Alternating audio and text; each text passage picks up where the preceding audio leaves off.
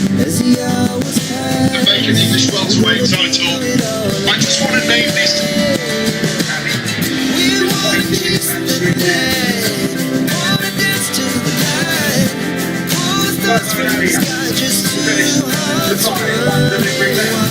Never sleep, never stop.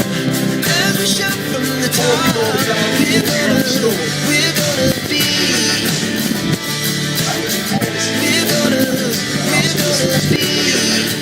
Two hearts running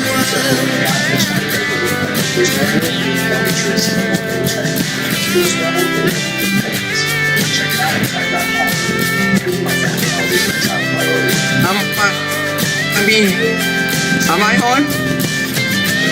Hello? Yes, you Good are. afternoon. Okay. Let me just get ready. moonlight, summer sky. It was the best we ever had. And we'll stay on forever. We'll never have regrets.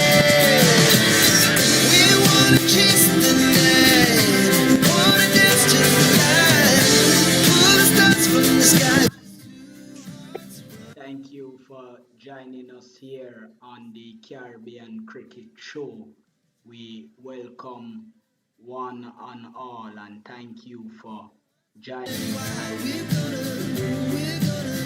of Thursday between the West The rest. Indies Don't be and England floating. in the ongoing test series between the West Indies and England 2024. And we take this opportunity to welcome you all to this Caribbean cricket show that covers cricket. We tell This type of situation already. It's probably rated at my best form. Something's interfering. Earl, something is on. Somebody has something on. So we thank each and everyone for joining this live stream. I have alongside me here Hall of Famer John Melbourne and also the honorary secretary of the Cricket Hall of Fame with us as well, Mr. Brown. We also have Central nominated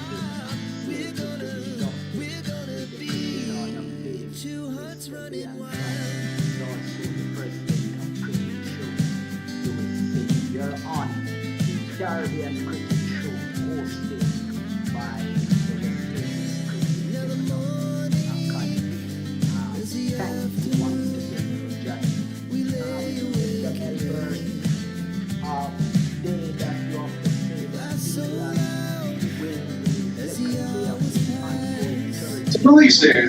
while the West Indies It's like looking up at the sky. It's from the morning to the evening session. I have to say that the West Indies just lost to England, going in at the close of the game with really Yes. Well, first of all, let me say a very good afternoon to all our listeners who have joined us, and you'd have been taking. good morning to who have some, and maybe good night wherever you are listening to us. And again, thank you so much, Mr. Codlin, for inviting me to be a part of this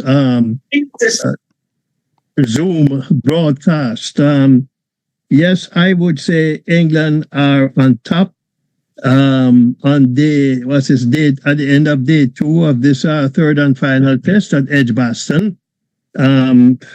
Just to let our listeners know, those who might not know the scores, West Indies 282 in their first innings and 33 for 2 in the second innings.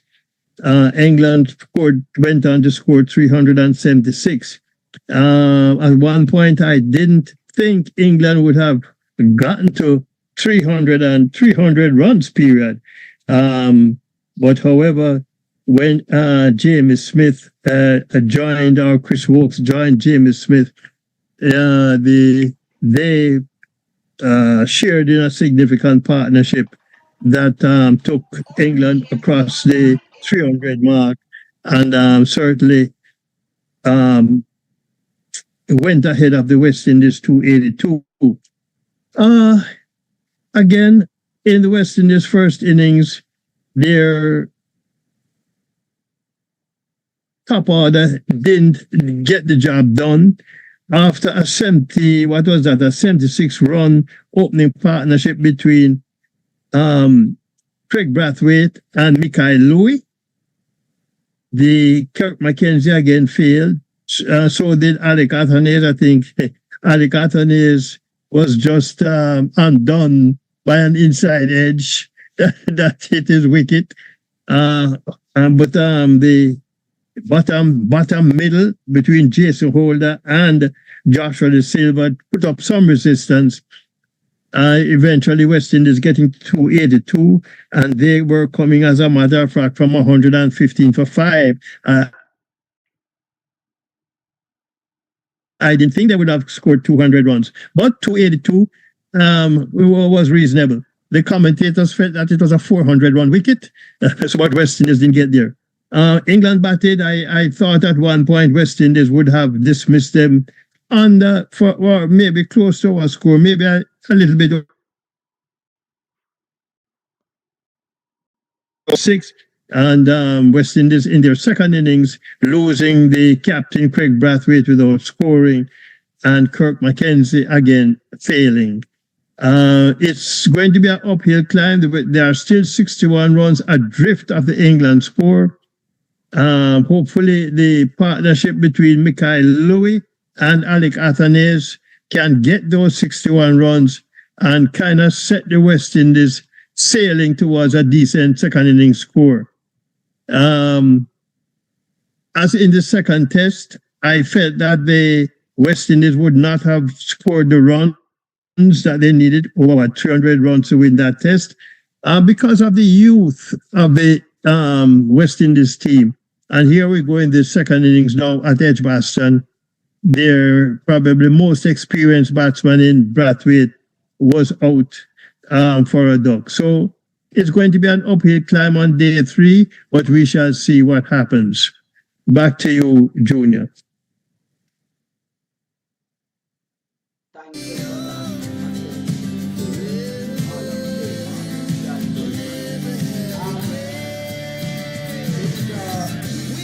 From the members of the Kirk and the first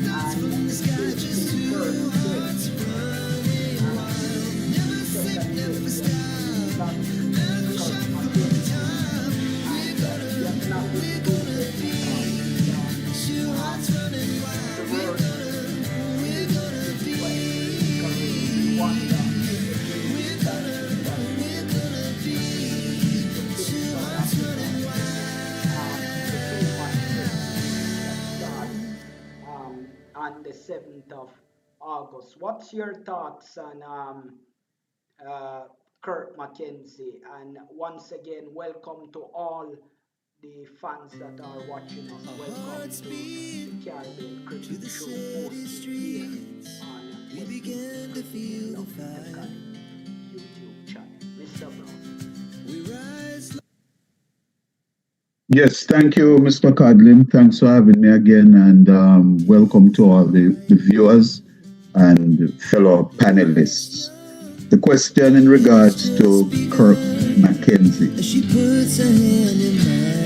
It's a very, at best, a very curious decision for him to have toured in the first place, because he was a young man who had scored in excess of 50 runs only 2 times in the 18 innings leading up to this tour. He had not done anything to warrant it, but he's young, so they may have persisted with him, not a problem. But in this last test, he should not have been in the 11 for this last test. For the simple reason that if he fails in this last test, which he has done, it absolutely rules him out of that South Africa series that you mentioned There's no way he can play. Absolutely no way. Um, when he first came on the scene, I'm not blaming anybody for it. You give a man a chance. He only played 7 first class matches. He was woefully inexperienced. He came on, had a decent start to his career, passed 20 on many occasions, and it seemed as if you make 20, it guarantees you your spot for the next game. For me, that is not good enough. But right now, he's still only 23 years old. And I believe that he should be given the opportunity to minimize the damage that's already done to his psyche. And he needs proper support from Cricket West Indies and their setup to have a sports psychologist or someone who can provide mental health training to him. Otherwise, he's going to be lost to West Indies cricket. He's still young enough where he can spend a few seasons out of the limelight, so to speak, reflect and develop his game, not from so much a technical point of view, but with an emphasis on the mental point of view. And automatically, the technical will improve with the mental. But the technical is not going to improve without the mental. So we have to follow that sequence. And it will give him the opportunity to develop his overall game at a manageable pace. Let him earn his way back into the setup. Otherwise, he's lost and gone to West Indies cricket forever and ever. That is what is going to happen to him.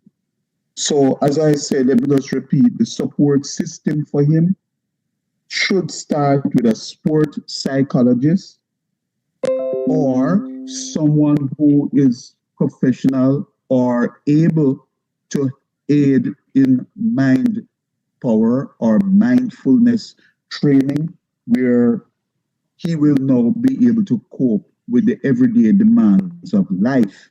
And mark you, I say life, not cricket. If you are able to cope with the everyday demands of life, automatically you'll be able to better cope with the demands of cricket. But if you can't cope with everyday life, you're not going to cope with the demands of modern day cricket, where everybody knows exactly where to cast their line or their hook into the water to catch the fish that they need to catch. Just pitch the ball on about off stump, angling across him, and he's going to be out caught behind or caught in the slip cordon. And that's the book on him. So that's my thoughts on Mr. McKenzie. Thank you, Mr. Brown. Once again, we welcome all the fans to the West Indies coverage as we cover the third test between the West Indies and England. Welcome to the Caribbean Cricket Show. We have upwards of almost 500,000 people watching our show each and every week that we cover. We're slowly climbing to 1 million people watching us. So our cricket show is with substance, and people love watching us, and our subscription is going up, and we're just encouraging you to continue to stick with us here at the West Indies Cricket Development Academy. There are folks in the comments, and we have Sherwin joining us, announcing that the West Indies 11 to play South Africa. This is in a warm-up game, has already been announced, and we'll get the names of those players and run them down. But those players should have an opportunity to replace the out of form players here on this tour. We are certain that Kevin Sinclair will not feature because he broke his forearm with that aggressive delivery from the England fast bowler Mark Hood. We have joining us as well co-host of Cricket Show USA, living in Southern California, Mr. Dennis E. We're glad to have him on with us once again. Mr. Francis, when you look on this West Indies team and how they have gotten the advantage but gave it back to England towards the end of today and at the close of the day, what's your feeling? And when you look on the West Indies vice captain, he continues to bowl wayward in these test matches. What's your thoughts on you know, what's your thoughts on Azari Joseph and the lackluster performance from the West Indies in today's play, wrestling the advantage yesterday and giving it back to England at the close of play today?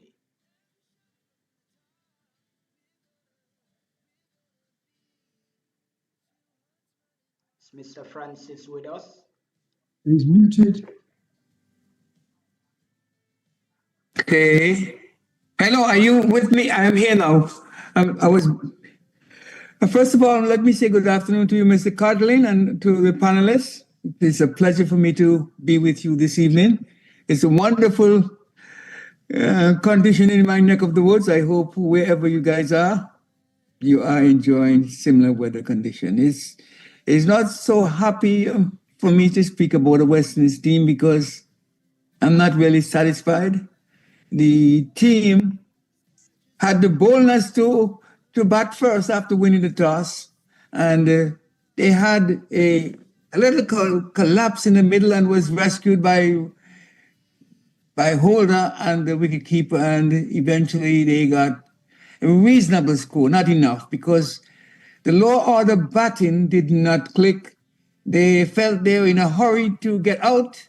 They didn't put their heads down and give us the enough, but as if they wanted to at least make themselves seen.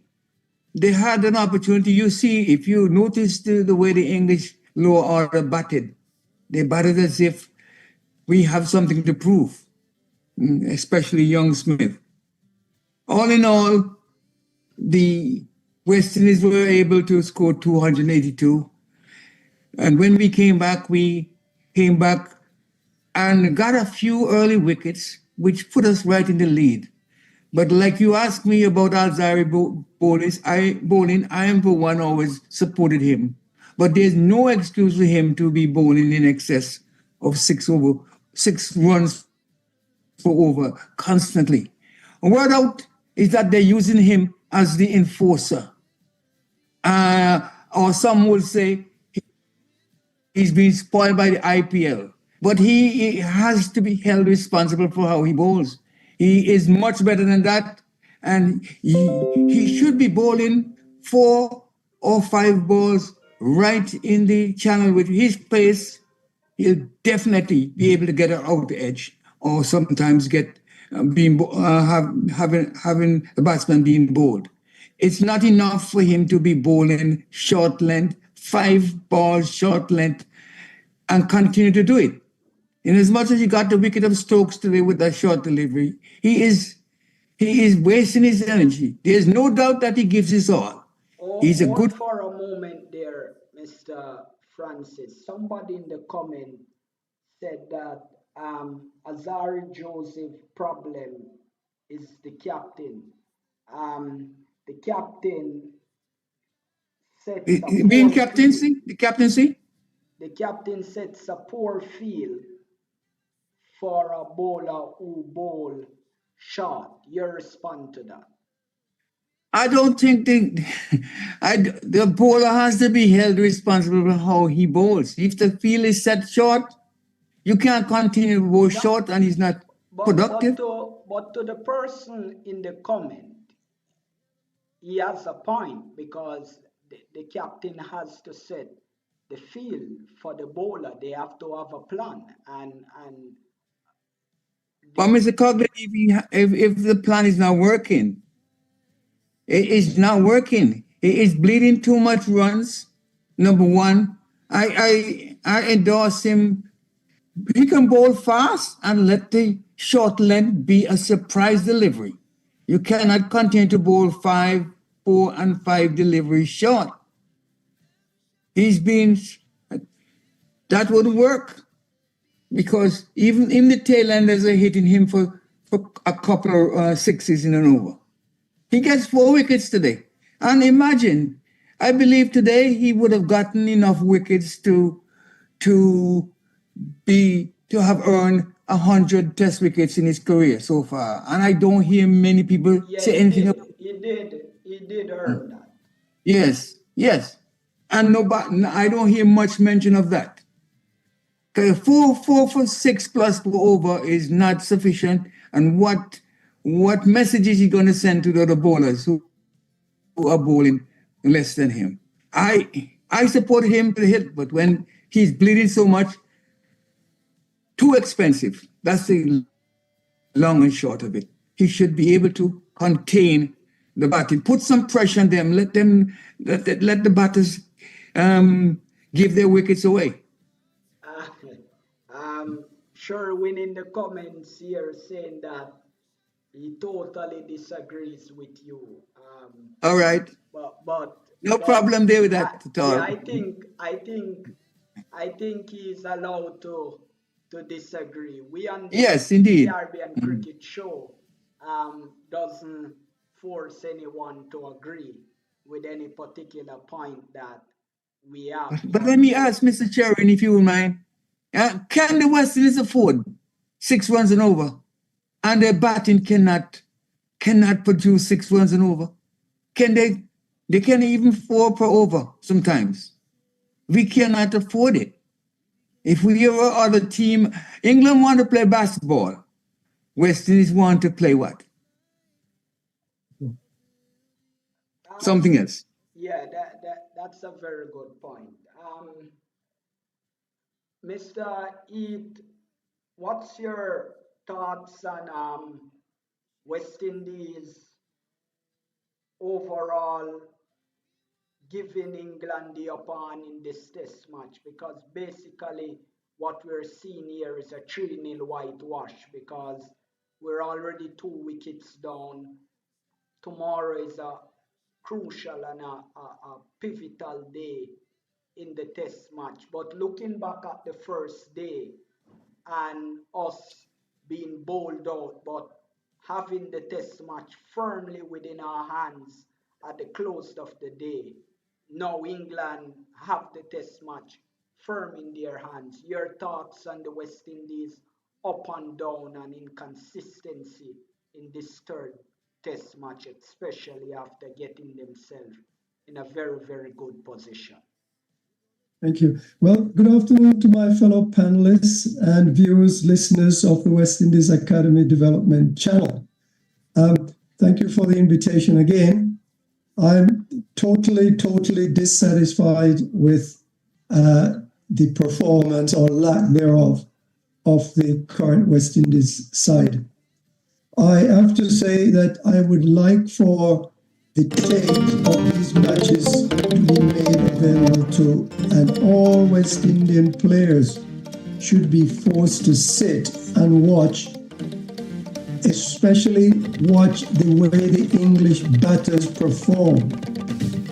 They go in, they are resolute, the head is down, and they do not take chances unless you bowl them a bad ball. The West Indian batters seem as if they're always going after good deliveries to put it over the fence. And therein lies the problem: indiscipline, failure to apply themselves, and always seeming to be in a hurry to get somewhere where they know they're not going. We see that you look also at the English bowlers. All the English bowlers seem to have that ability to move the ball into the bat, away from the bat, and to bowl the occasional googly or other type of delivery that get the batters in trouble. The West Indian bowlers invariably They are bowling deliveries with no movement whatsoever. I'm yet to see a West Indian bowler move a ball away and give the batters problems. So there is a fundamental problem wrong with the way the West Indies players are approaching the game. When they get into a situation where they start to build an innings, look at the first innings with Captain and Mikhail Louis. As soon as they get to the point where they should be consolidating, that's the time they get out. So we lose wicket with some bad decision making. Kirk McKenzie in the first and second innings. We see Alex Athanase in the first innings and Kevin Hodge shouldering off. That makes absolutely no sense. So Holder and Da Silva got in and they were building a partnership, but it did not take much distraction to get them to be split apart.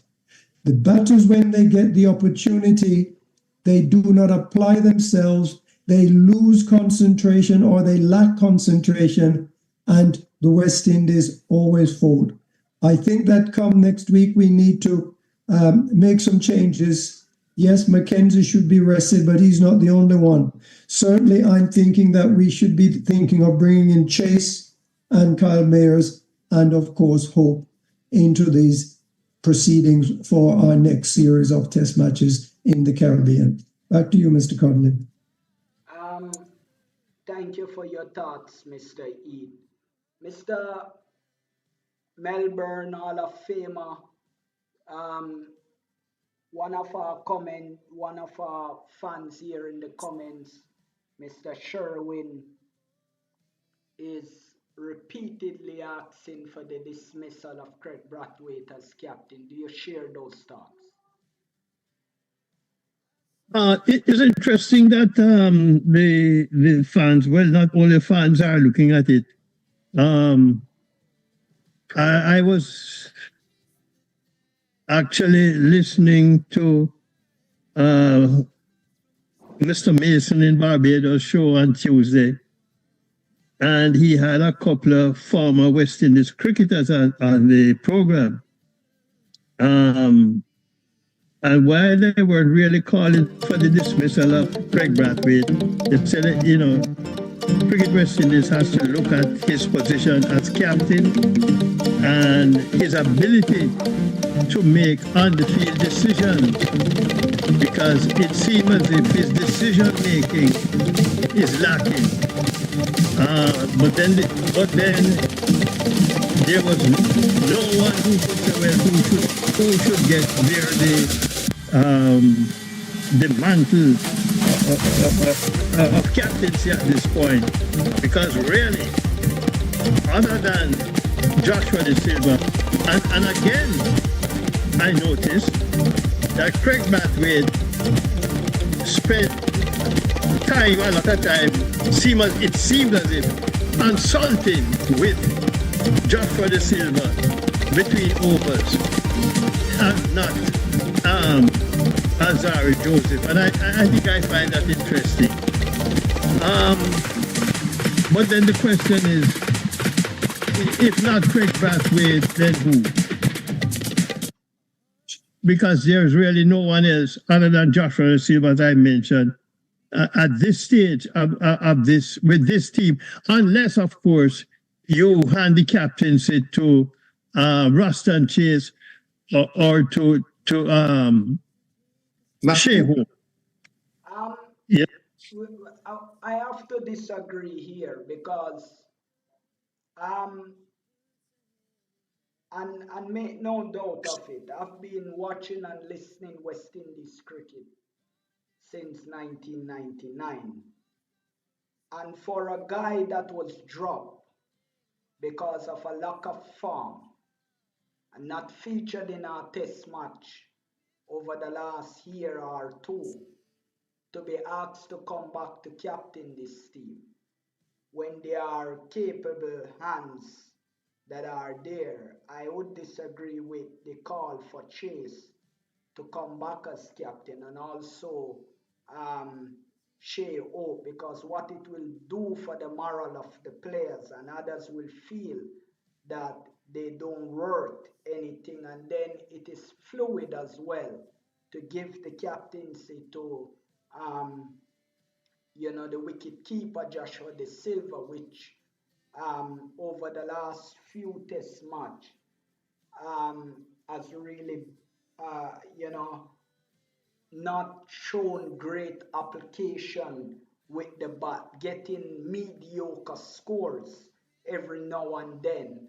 And one would say that he's a wicket keeper, and therefore not a lot would be expected of him. But we have come to understand and to appreciate wicket-keeper being able to contribute significantly to their team. What West Indies fans are not getting used to, and somebody's saying my volume is low, what West Indies fans are not getting used to is mediocreness. When you look at Kyle Mears, and the reason why he was dropped from the team is because of a lack of application.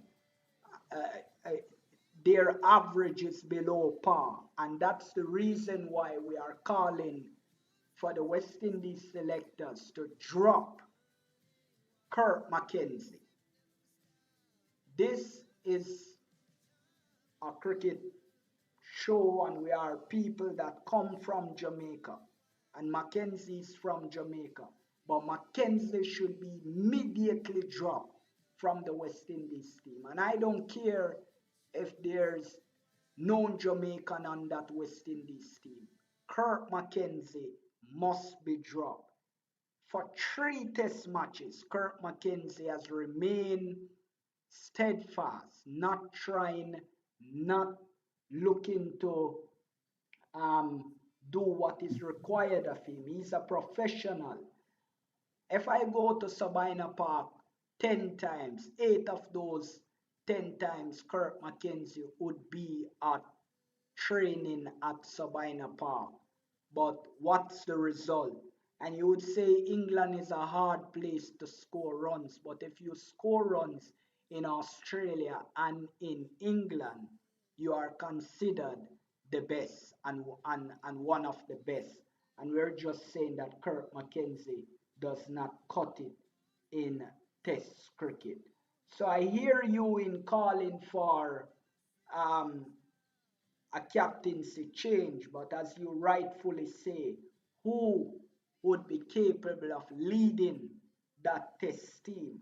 When you look regionally on players that lead their franchise team, only Alec Atenis is fully, when you look at runs and leadership and collectiveness, calm, cool and calm character, you'd more have to look in the direction of Alec Atenis. But to ask for Ruston Chase, Shea Hope to come and captain a team that they're not even into, we shouldn't be going down those roads, because when those guys were there, when you look at the runs that those that are here now is scoring, when you look back over those guys' career, they did not, and Shea Hope, despite of his good batting in ODI cricket, when you look at test cricket, he only has 2 centuries to show for that, and that was a long time ago.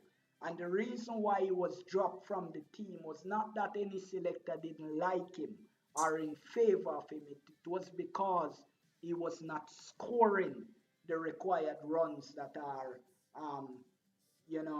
and if we're asking for Shea Hope to come back, Carlos Brathwaite have a better average than Ruston Chase. Why isn't anybody calling for him? When you look at Sherman Meyer, why isn't anybody calling for him? And none of what these guys done in test cricket can outdo what Ed Meyer and Carlos Brathwaite did. So we're looking and seeking to balance the conversation, and we're just saying that despite of him not captaining the side properly in England, for me, he has to stay because there's not a viable alternative right at this moment. If we're going to give the captaincy to any of the guys that you call for, they must be in the team, and they must be in the team for a projected period of time and show that they can lead this West Indies team to glory. At the moment, Ruston Chase don't even captain the Barbados team, and Shea Hope not even play any volume of Test cricket. We can't show the captaincy, and they pick um they pick the former captain Pollard despite of him not playing any ODI cricket for so long, and bring him in as captain. It was because he was liked and loved by that administration in the past, the Skerrick administration. We're calling now for respect and for balance to be shown in our West Indies team. And why we're talking about captaincy, and we have been talking about it since the second test match, it is because the team is not performing, and you would call that knee-jerk reaction. And we're gonna name a captain without any sample or evidence that it will be better for our team. I just don't buy those conversations. So Mr. Sherwin and others that is calling for a captaincy change, a viable alternative must be found, and then we can talk about a captaincy change within our West Indies team, because you don't want to change the captain and the team perform worse than it is performing now. And we're saying that yes, change Craig Bradway, but change him with somebody who can do the job. Ruston Chase have to go back to the 4-day championship and show what he can do in Test cricket. He has shown us what he can do in the shortest format of the game.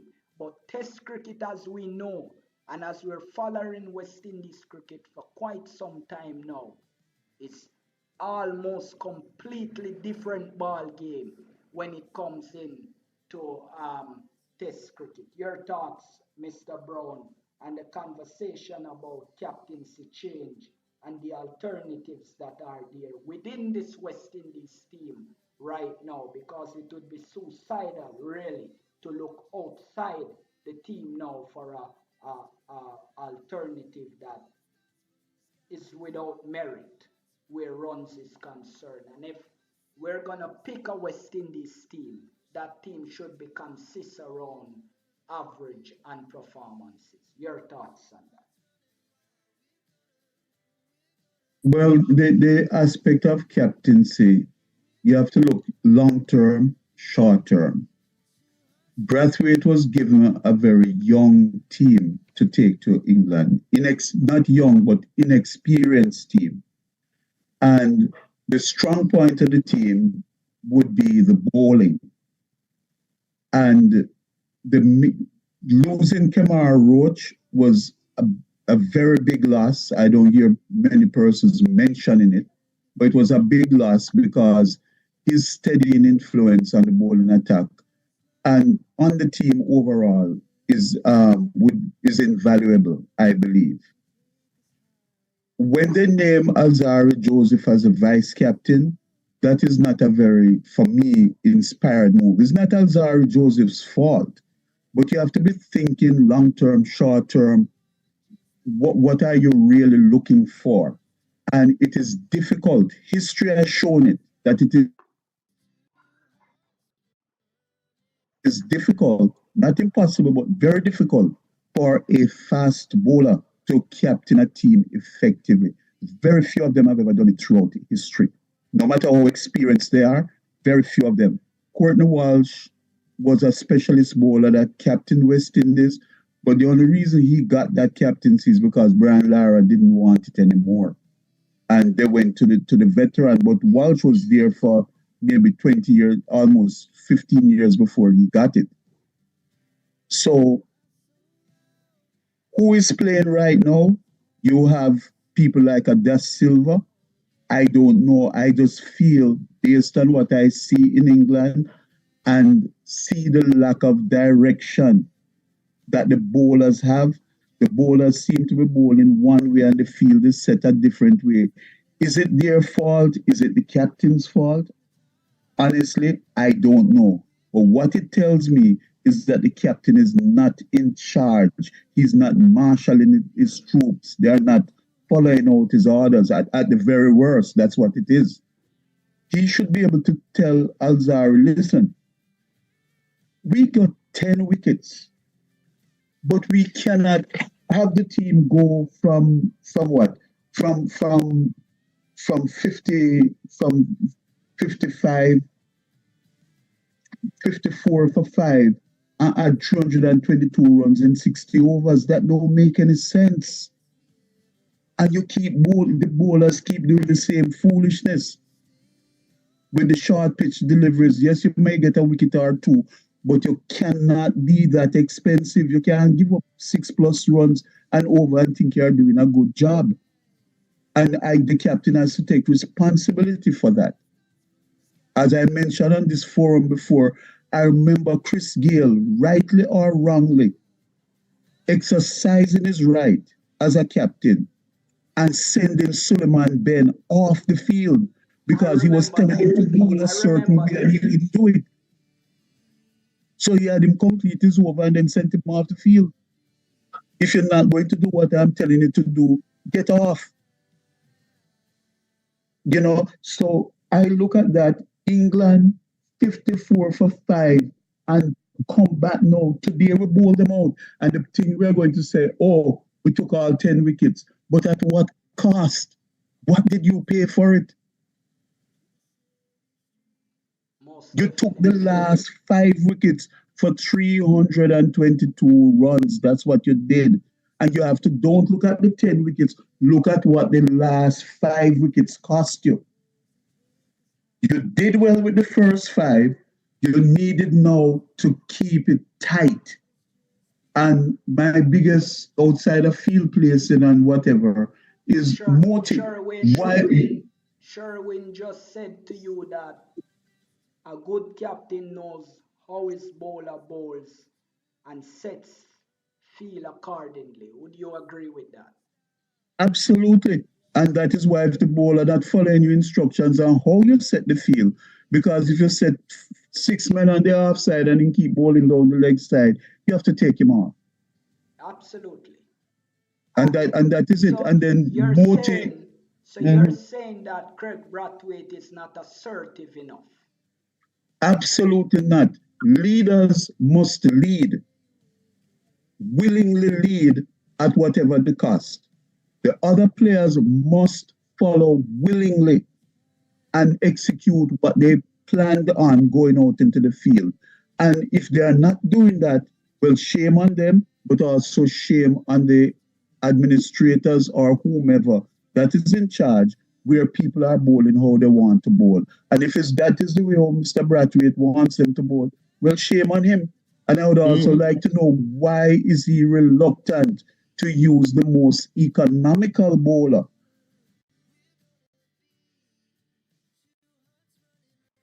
It continued reluctance to use him, even to block up one end and rotate the fast bowlers from the other end. Absolutely. We're having a bit of,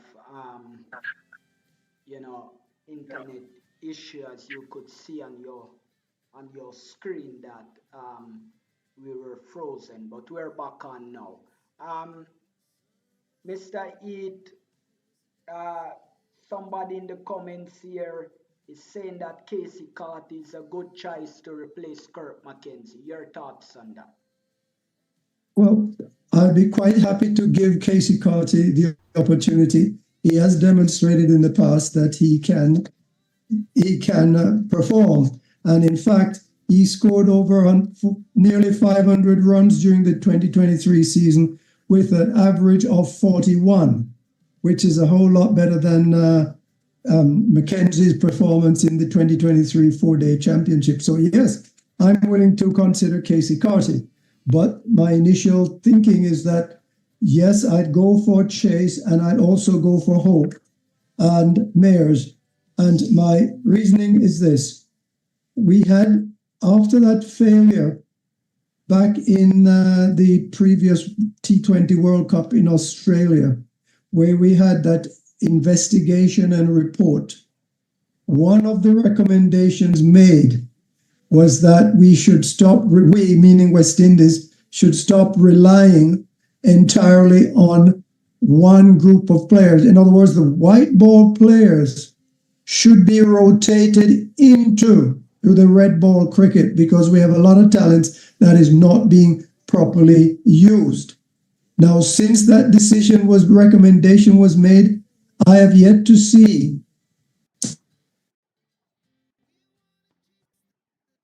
anyone or accepted or is using the recommendation, which I happen to think is a worthy recommendation, because Shea Hope certainly has excelled in the old one-day championship, but he also has a captain's experience, and we have seen him demonstrated this. He averaged less than 16 in Test cricket.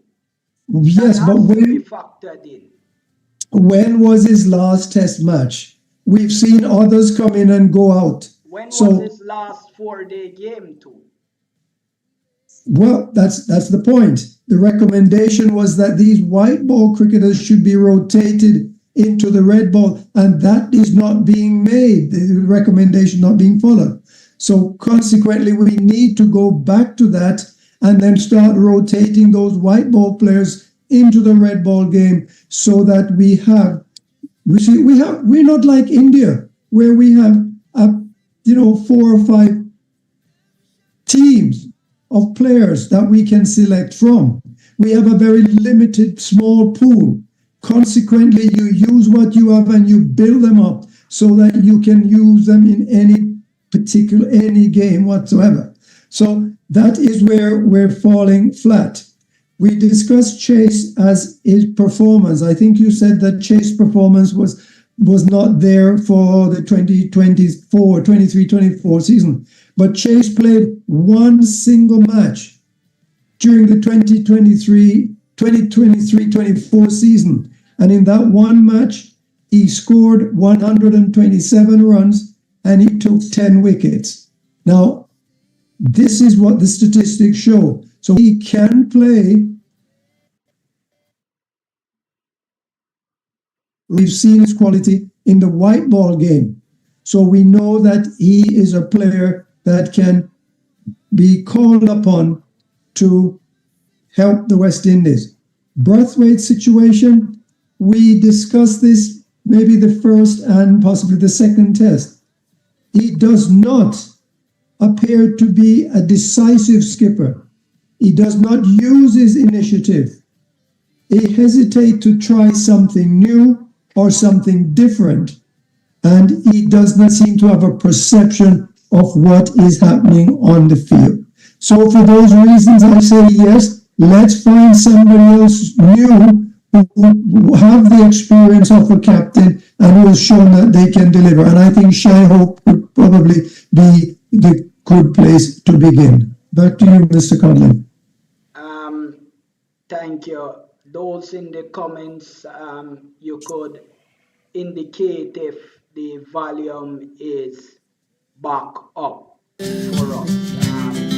It would be appreciated if you do. I hear you on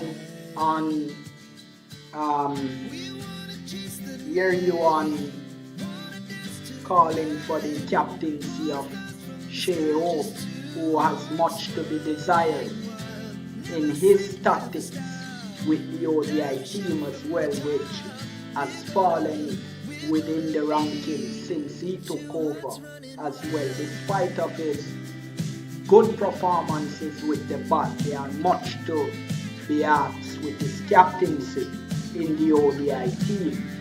Somebody in the comments here is saying that Brandon King would be a good captain for our test team. But my problem with that is that these guys are not making themselves available for the 4-day and also for test cricket when they are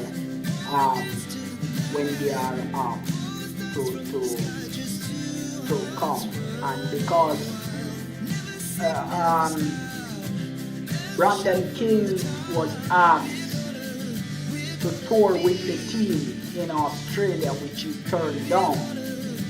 How can we call for these people to captain our team when they are not even interested in the farmer? And Shea Hope was asked to tour Australia. He turned it down as well. The younger person that was not invited to the test team was Ruston Chase, and we all know it is because Ruston Chase averaged less than 10 in the last few test matches that he played. So we can ask for a captaincy change, but let's look first on those that are in the team. And I would dare to even take a chance with the wicketkeeper Joshua De Silva if we don't want to go with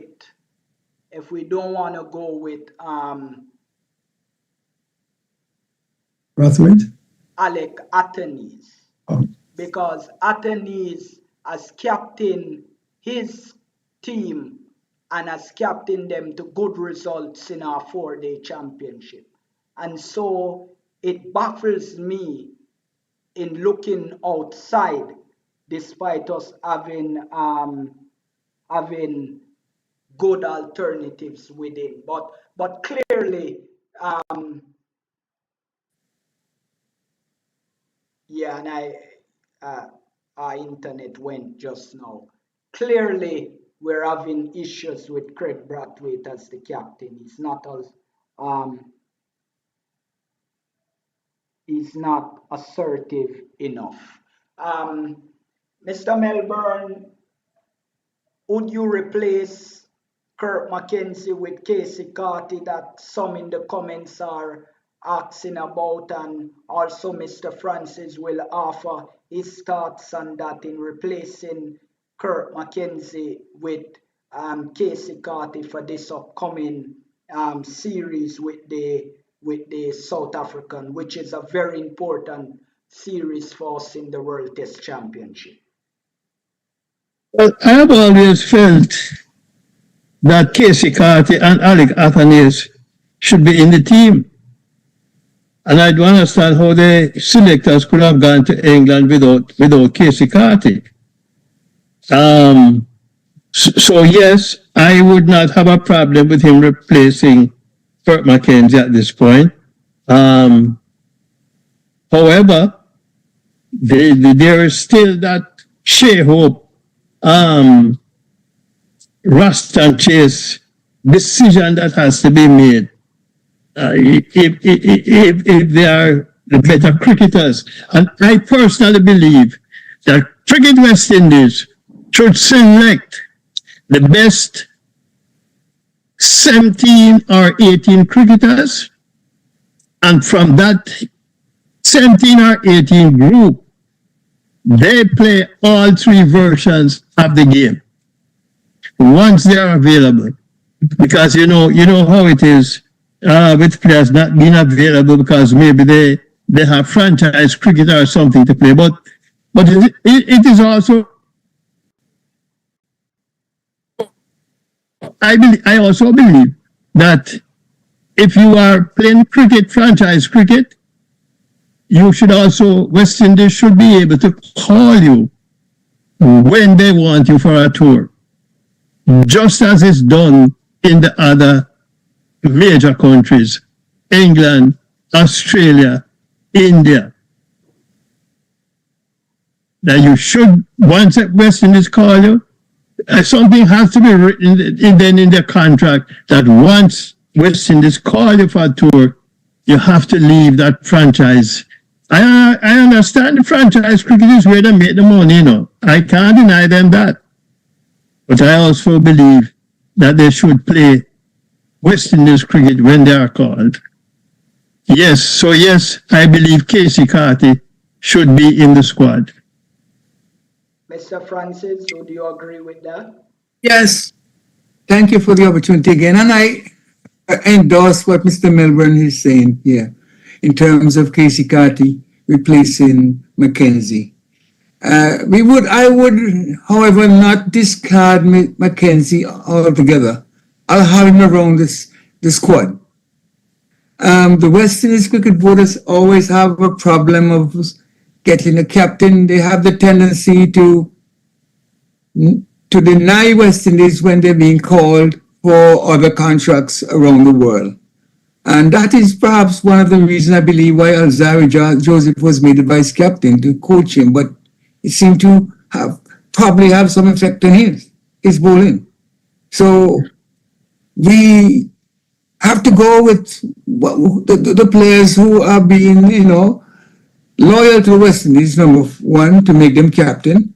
And secondly, if they want to go and they are being selected and they come in, but not to be captain. In terms of Chase, I like the young man Chase, but he started with a bang. You folks remember he made a century and got 5 wickets against England some years ago. Australia against Pakistan as well. He Yes. batted superbly. And the last time we saw him, he was looking good. He performed well for us. I have no problem in bringing him back into the side.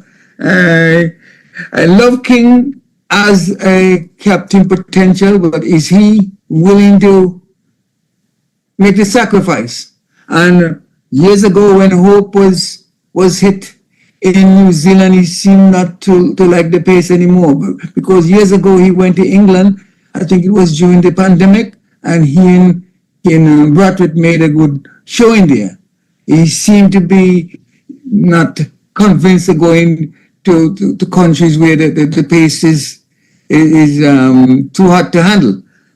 And Kyle Mayers too, he has a tendency to not able to change his attitudes to a test match anymore as he was in the past. He's a good bowler, he moves the ball, but his batting, I'm not too satisfied with his longevity at the wicket. All in all, we have to have a settled team for South Africa. I don't know if Bradwick replacement to me is a problem. I don't see him, Mackenzie coming in. Not Mackenzie, Atane is coming in as a captain, to be honest. I think he needs some more time. But we have to do something because Bradwick is not giving us the leadership and he tends not to be able to make runs in the second innings in any match. He will make runs in the first or the last match he did make a 40 in both innings, but it's not constant. And sometimes when he makes a 50, he tends not to carry on these days. And he has some 12 centuries already for us. And we want to see him move on more. And then about his leadership, he's kind of, to me, he looks weak today when I'm hoping that he would even try some of the Hodge or someone just to give them an over or two. He's back to the old, and they're bleeding runs. So we have a situation where it's do if you do, or do if you don't. Thank you for that. Thank you for that, Mr. Francis. And we're glad for those in the comments. They are said that our volume has improved. Thank you for the observation. Remember to subscribe to our channel, like the video as well, and please watch the ads on our video and on the stream. It will go towards significantly contributing funds to our academy, and we're grateful for you being here. when we look at the team that is being conditioned and prepared by head coach Coley and batting coach Jimmy Adams, we have to look at the coaches to the management of our West Indies team. There are much to be desired. Would you agree, Mr. Brown, that the batting coach has not earned this money when you look at it overall?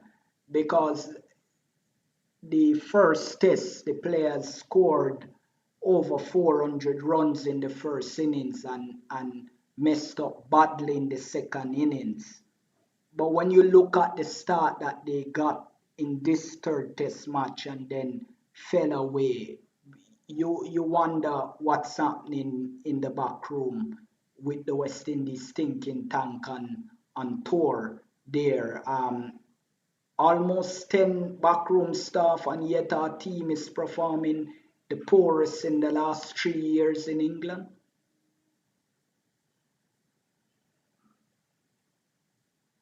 Yes, brother, Mr. Codlin.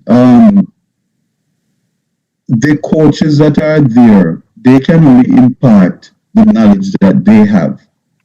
And what is needed, and it is clearly shown, is a mental toughness and awareness of game situation with the batsmen.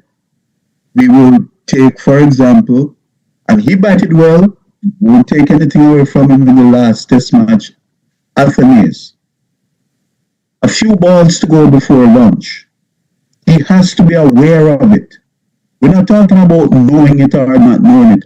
We're talking about being aware of it. And he obviously was not aware of it because he got a very innocent short pitch ball outside the off stump and he made what looked to me like a half-hearted attempt to pull the ball and ended up under edging it onto his stumps. Now, some people may just say, oh, he's out. But look at the manner in which he was out. But look at the stroke that he was playing. Literally on the stroke of lunch. Because when he was dismissed, another ball was not bowled for lunch. And he had come in shortly before that Mackenzie was out. So you have to come into bat and know the game situation. And the coaches, I'm going to start with them, they would have had to emphasize it to him and say, listen, we have 5 minutes to go before lunch.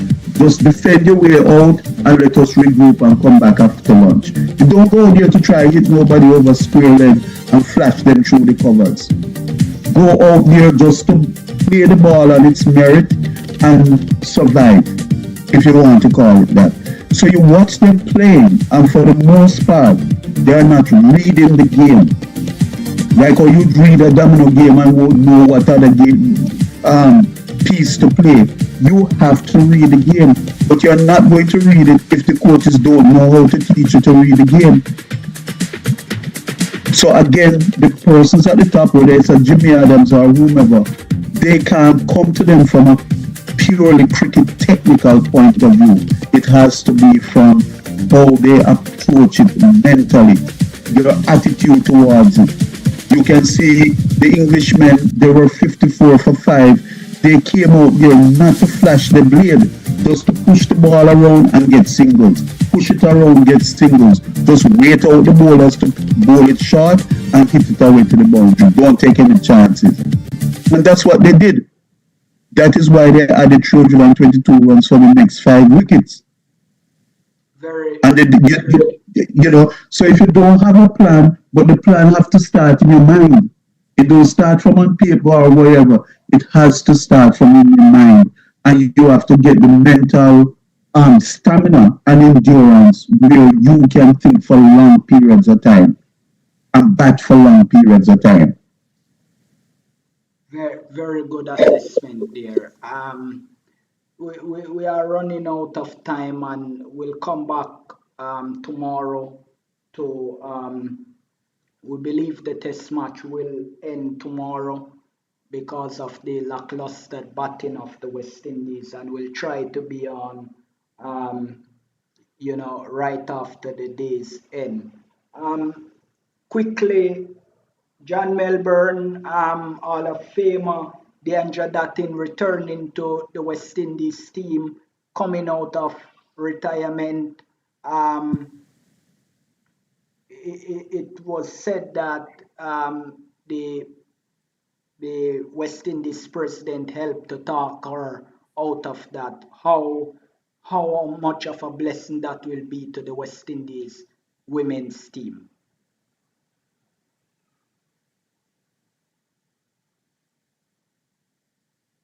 If she comes in there with her bat, as we know she can bat, it will be a blessing. And as a matter of fact, I mean, even on my phone, I still have that catch that she took. Where is that point in the goalie in the World Cup? you know, um, and she has experience, of course, as a top order batswoman, um, which our West Indies women's team need now some experience on top beside Stephanie Taylor and Haley Matthews. So yes, I think it's a good thing to have Deandra. I'm happy to see her back in the fold. Really.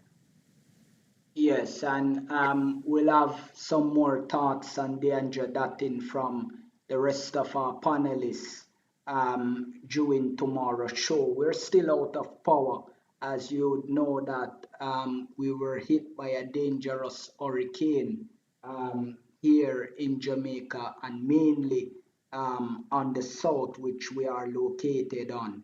And because of that, we're on limited power and we have less than 5 minutes as we speak, but we'll return tomorrow, hopefully, with more power and can give you a deeper analysis on these test match and on the West Indies. Somebody's saying bring back Banner. We'll discuss that tomorrow as well. And we'll discuss more on potential replacement. We will also have the team that will take on South Africa at the end of the week in those warm-up games. We'll take a deeper dive into these discussions come tomorrow and give you maybe some clues on who will be in the 11 and if we'll have a captaincy change tomorrow. So we asking you to set your alarm and be ready for when we are on tomorrow. And thank you for being so lively in the comments. And we're inviting you to come back tomorrow with us as we continue to give you analytic review and previews of West Indies team and getting ready for the upcoming series against South Africa. We'll have Cricket West Indies President Dr. Kishore Shallow with us to cover that series as well. We'll also have the former West Indies President Dave Cameron. We'll get him on as well for one of those days. So certainly keep it locked on the Caribbean Cricket Show that is provided by the Cricket Hall of Fame, which is our main partner, and also West Indies Cricket Development Academy. Hall of Famer John Melbourne, thank you for joining us today. Thank you, sir. President of the Cricket Show USA, Mr. Leon Francis, thank you for joining us as well. And co-host Mr. Dennis Eade, they are recently nominated and slated to be inducted in the Cricket Hall of Fame October 5th, 2024. We wish them all the best for that. Thank them for joining, and also to the Honorary Secretary of the Cricket Hall of Fame, also a consultant with us here at the West Indies Cricket Development Academy, Mr. Dale Brown. Thank you for joining us as well. We're inviting you all back tomorrow as we will review another defeat for the West Indies at the hands of England. And be sure to make some announcement and give you some deep preview. And you can also respectfully show your disgust with the team on this show because the players and coaches and administrators do watch these shows as well. We have deep reach, so we're asking you to come back and register your disappointment. From all of us here at West Indies Cricket Development Academy and also the Caribbean Cricket Show, thank you for joining, and we hope to have you back tomorrow for our discussion on West Indies. Thank you, sir. Thank you, sir. Good night to all. Good night to you too, sir.